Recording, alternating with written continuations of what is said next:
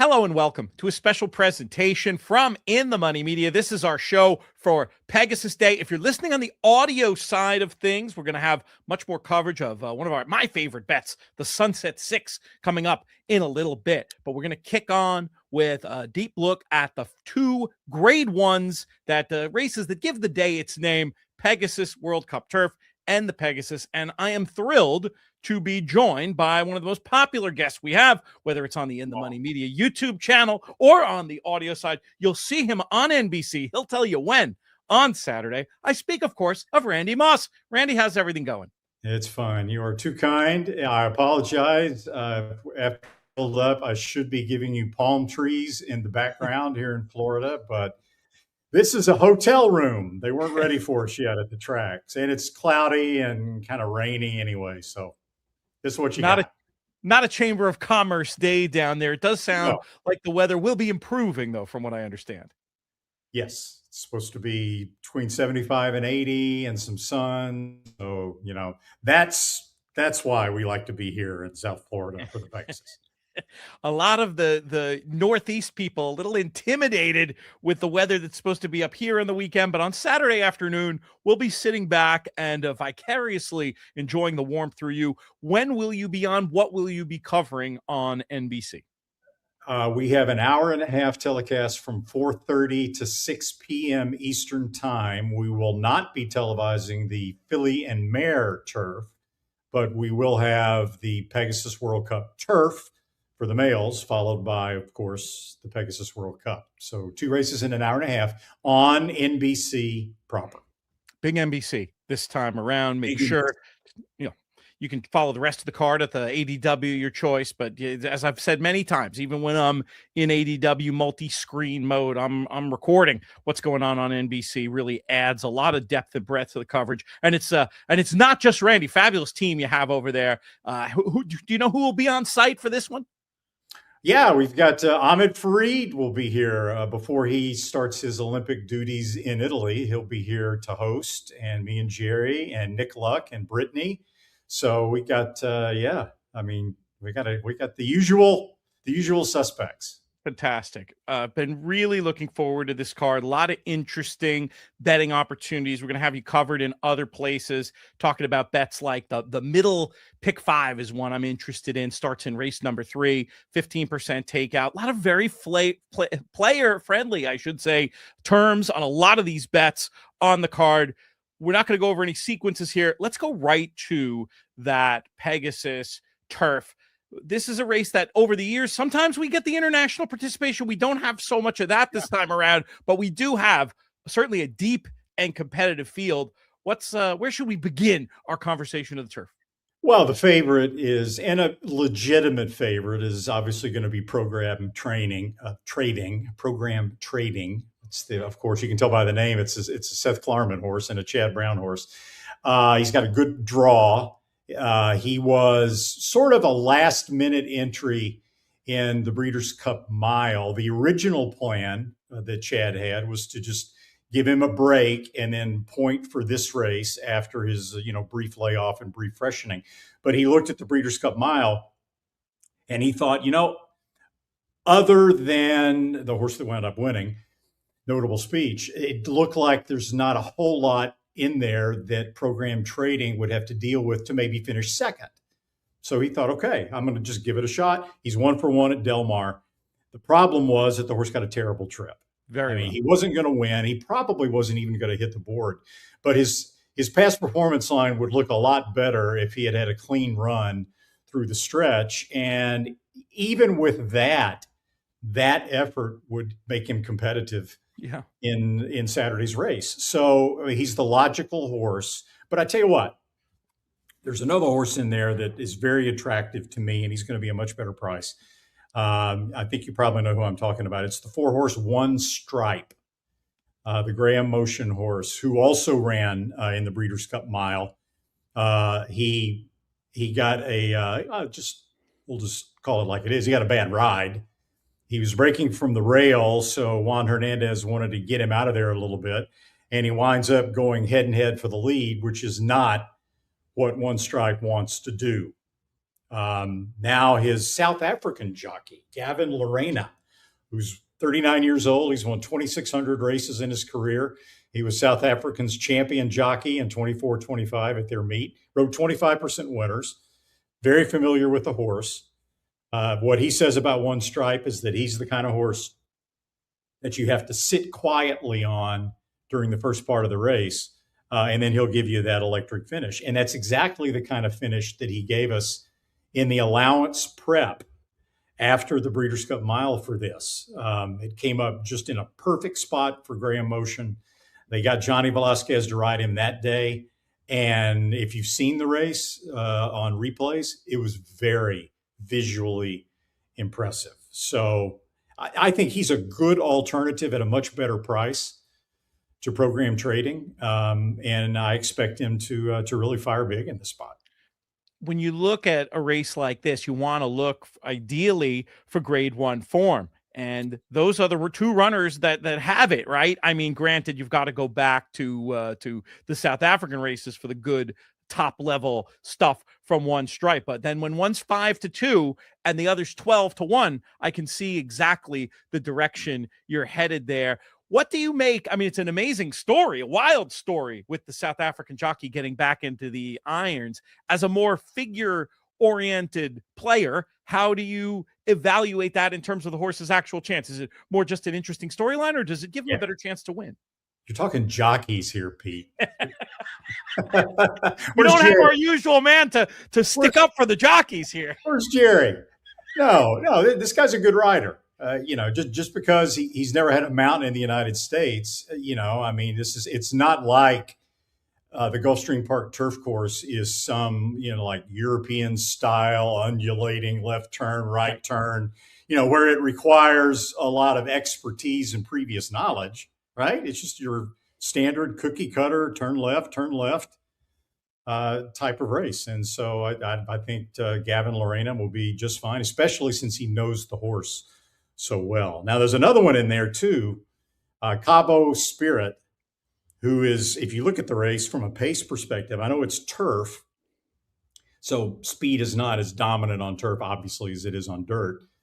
But this horse is probably going to make a very easy early lead, which he likes. The only way I see Cabo Spirit not making an easy lead is if he doesn't break, obviously.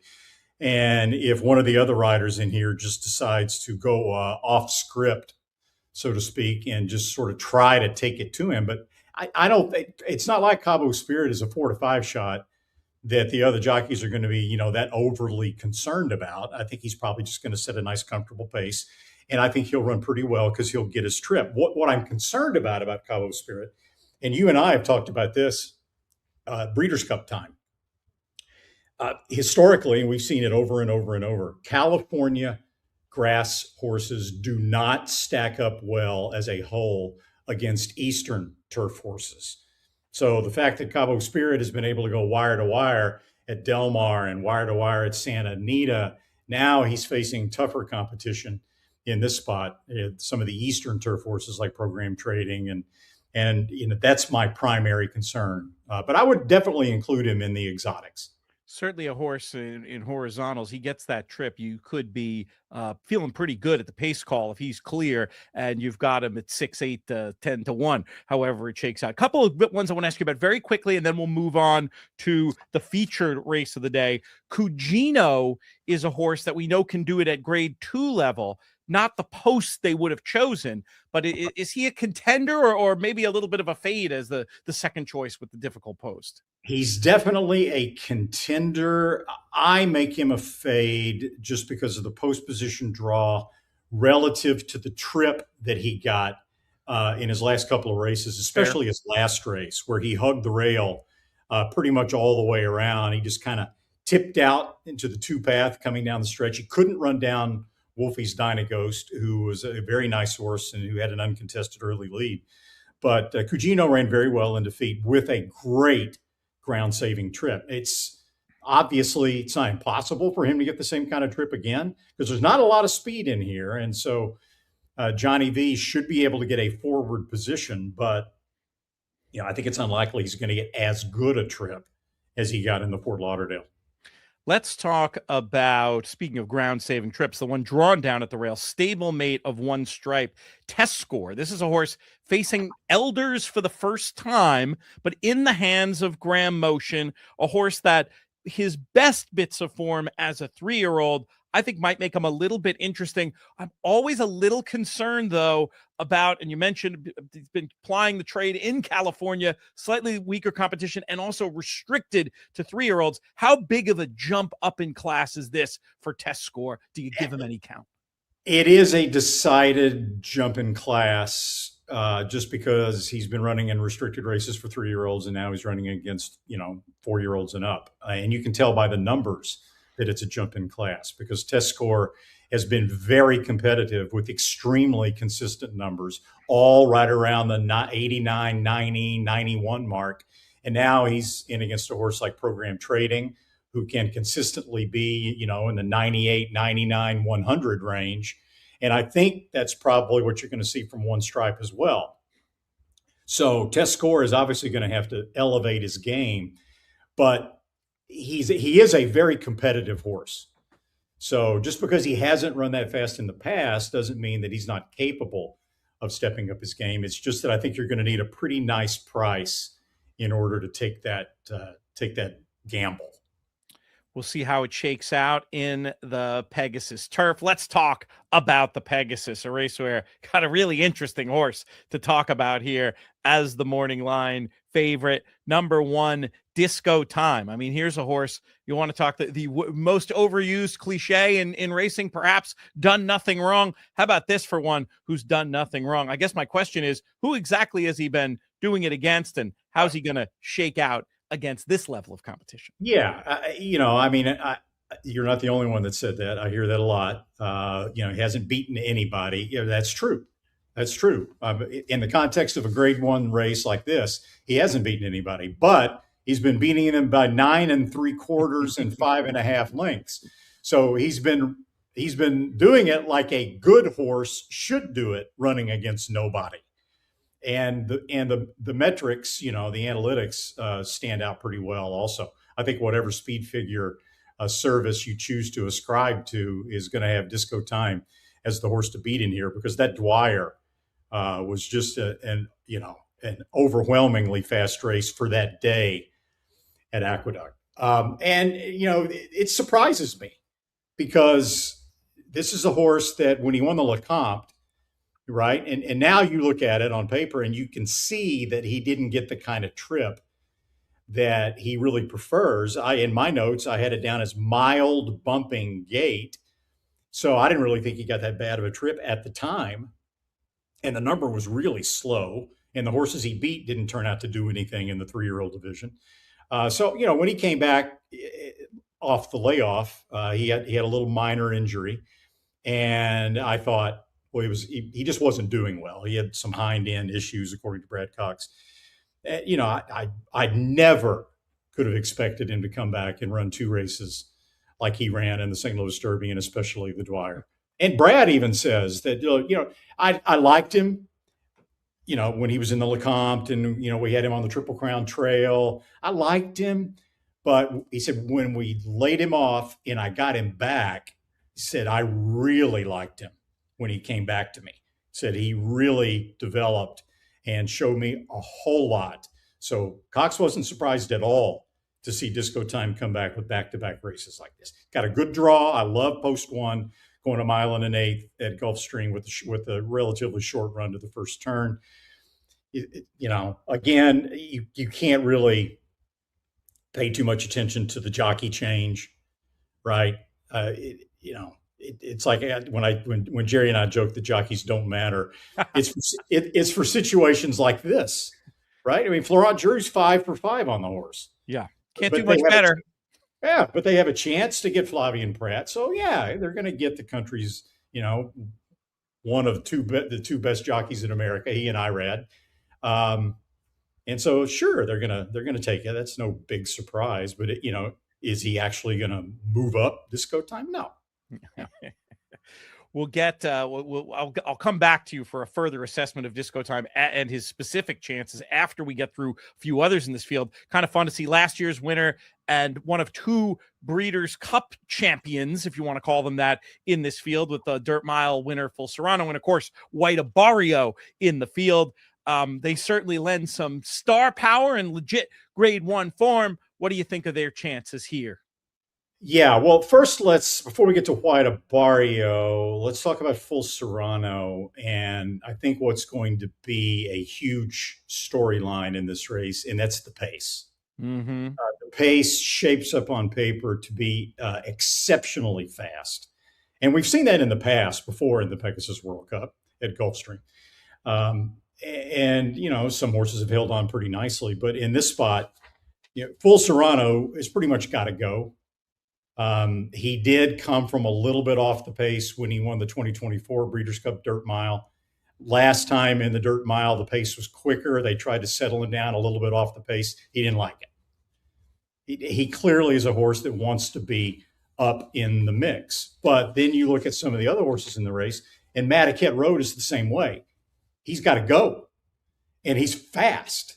I mean, Madaket Road just comes out of the Malibu. He ran a half in, 44.30. Yeah, I was at Santa Anita, but I mean, he's an exceptionally fast horse, and he's going to be up there winging it. Captain Cook is coming out of sprint races. He's coming out of the Perryville at Keeneland. His last three races have all been 7/8 of a mile. He likes to be up in the mix, right? He's got to go. Mika from the outside has got one way to go, and he's fast. We saw that last time out in the Cigar Mile when he nearly went wire to wire. So all of these horses want to be in front. None of them have shown that they can be as effective in a fast-paced race if they're sitting back. So the pace is going to be out of control, but potentially out of control. That's Disco Time's fine with it, right? You saw in the Lecomte when he came from, 11th, 10th in a 13-horse field and won anyway, that he's capable of relaxing a little bit off of it. And that's really the way White Abarrio wants to run. He wants to sit, fifth, fourth, sixth, 3-4 lengths off the pace. The thing about White Abarrio, last year we were saying the same thing about him that we're saying now. Which White Abarrio are we going to see? Are we going to see the White Abarrio that won the Breeders' Cup Classic? Or are we going to see the White Abarrio that and the Mr. Prospector and the preps were just so-so?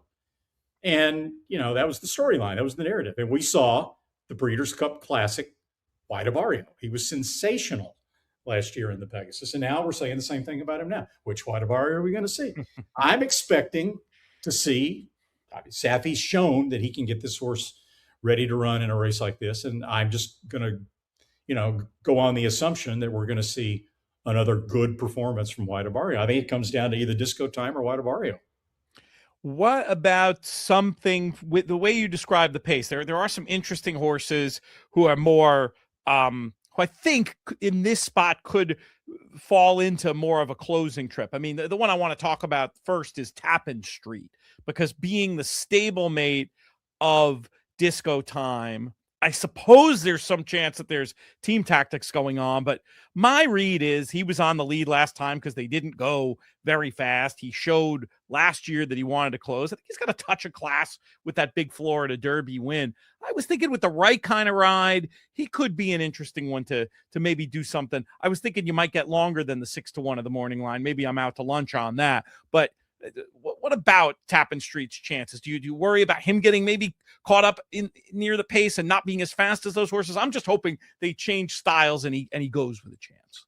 Well, I think, just because of how fast the pace is going to be, it's going to be a pretty significant style change for Tappan Street compared to what he ran in that allowance race at Gulfstream last time out. I think you're going to see a trip, more like the Florida Derby, more like the Holy Bull, if not farther back right than he was in those races. But the thing about Tappan Street, and this is why he's so hard for me to figure out, he has no acceleration.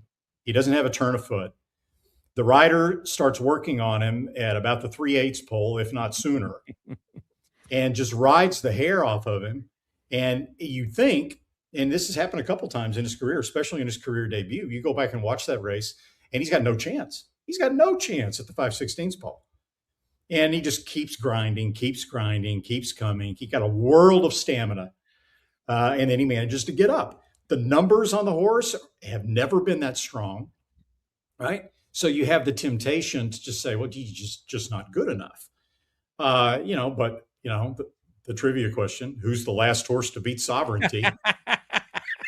That's him. There you go. There you go. So, I mean, even Cox, says and acknowledges that Tappan Street's going to have to take it to the next level. Is he capable of that? Yeah. I don't think so. He's got no fig. I'm a numbers guy, that. But I wouldn't be shocked if he were to run really well. I think we have to give a shout out to Skippy Longstocking, just because how cool is it that this is his 4th Pegasus World Cup? I don't really see him. I can't put him as a main contender, but on his best bits of form, I don't think he can be ruled out. I do worry though that he's more of like my hope with Tappan Street is that he can sort of sit and grind and be passing some tired horses from the war I'm expecting up front. Skippy, I'm afraid, is going to be maybe a little too close and feel those early exertions in the final furlongs, but he's just such a cool horse. I wanted to get your thought on him. Yeah, well, last year in the Pegasus, it was a relatively quick pace. I think it's going to be quicker this year than it was last year. And Skippy was 7th at the first call, and he was 5.5 lengths off the pace.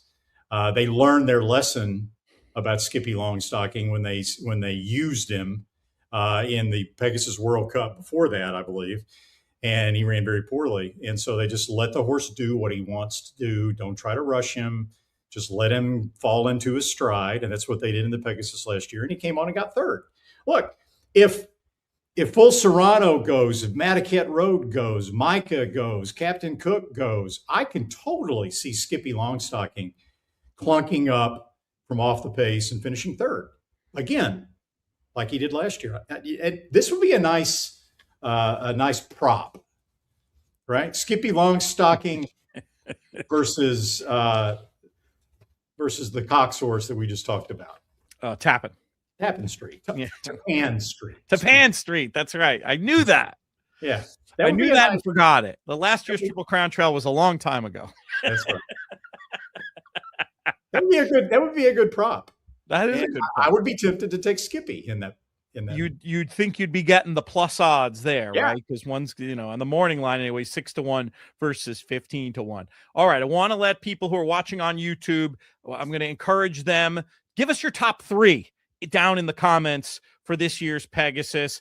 And then, Randy, I'll come to you with the same question. I think we know you're 1 and 2. If I made you throw a 3rd one in there, whether it's one of the ones we talked about or something at a wild price we haven't talked about yet, how would you pick this race if I asked you to do it in that traditional manner? A 1, 2, 3. All right. I would go Disco Time, Wada Barrio, Skippy. All right. There you go. We got the 1, 2, 3. We're going to check out Randy and the team on NBC on Saturday. And we encourage you to check out this awesome wagering menu. Lots of player-friendly stuff. There's going to be a big force out, a mandatory payout in the Rainbow Six. The time that bet is worth always taking a little bit of an extra look out. Expecting a giant pool there, but all kinds of good stuff going on at Gulfstream Park on Saturday. If you are listening on the audio side, stay tuned. We're going to have much more coverage specifically of that Sunset 6 coming up. If you're watching on YouTube, make sure you subscribe. Thank you one more time to Randy, and enjoy your Pegasus day.